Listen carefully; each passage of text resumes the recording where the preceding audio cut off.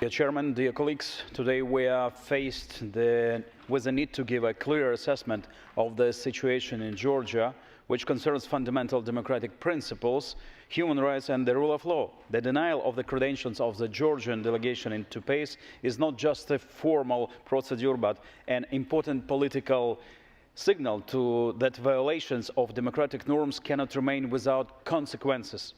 The last elections in Georgia were accompanied with numerous violations.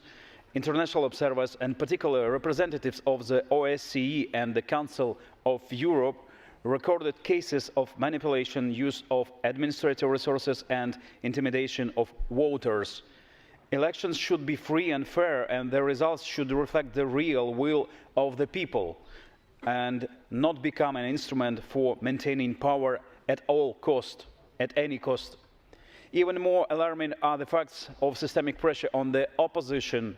Opposition leaders face political persecution, and trials are used as a tool to suppress dissent. This contradicts the basic principles of democracy that we all defend here. I would like to emphasize in particular the brutal attacks on journalists and independent press is the foundation of any democratic states. Beatings, intimidation and arrests of journalists cannot and should not remain without any reactions from the international community.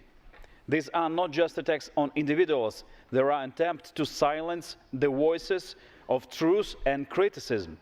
The European community must demonstrate that the values we share are not just declarations, but principles that we defend in practice. We cannot stand aside when democracy is under the threat.